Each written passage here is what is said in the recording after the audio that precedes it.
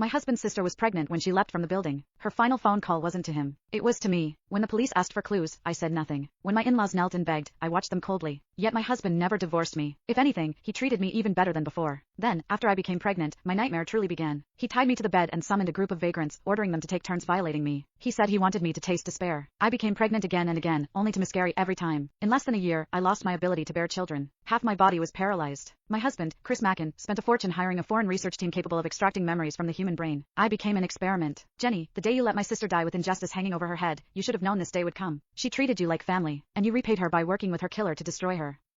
This is your retribution. I lay bound to the bed like a corpse, listening to Chris's hysterical curses. Every word cut like a blade. No, that's not how it was. Then how was it? He roared. Say it. He grabbed my collar, eyes bloodshot as he demanded the truth. The words reached my lips, only to be swallowed back down. Despair crept into my voice as I begged. I can't say it. Please don't force me. His expression stiffened, then twisted into something monstrous. Put the device on her. Extract her memories now. I don't care if she lives or dies. I want the truth. His hatred for me had reached its peak. He locked me inside a glass chamber and had it transported to the city's central plaza. Hundreds of media outlets were invited to witness what he called the unveiling of the truth, what was, in reality, a public execution. 2 years ago, countless people had seen Lisa Mackin, 5 months pregnant, jump to her death. The case drew enormous attention, especially since the police had never solved it. Over time, the incident only continued to fester.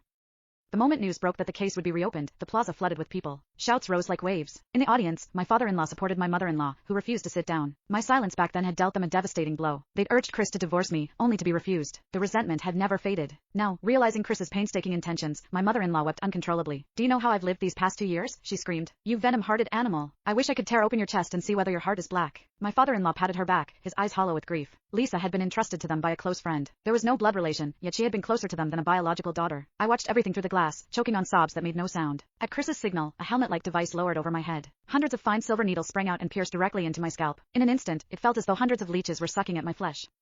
The tearing pain forced screams from my throat. Chris listened to my shrill cries, excitement flickering in his eyes. Sir, one of the technicians said nervously, her body is too weak. If we don't administer nutrients first, this could be fatal. Absolutely not. Chris snapped, eyes blazing with malice. Inject adrenaline. Let her die after the memories are extracted. The technicians hesitated, but under his authority, they could only comply. A syringe of adrenaline was pushed into my body. As the liquid surged through me, my entire being jolted into an unnatural state of stimulation. The memories buried deep inside began to churn. At Lisa's grave, Chris had already been kneeling for 2 hours. I approached with flowers in my arms. Looking at Lisa's smiling face in the photo, my eyes reddened. Just 2 days before her death, we'd gone shopping together. As I bent to place the flowers down, Chris suddenly snatched them from my hands and smashed them into my face. Don't stain my sister's grave. I trembled, bitterness lodged in my throat.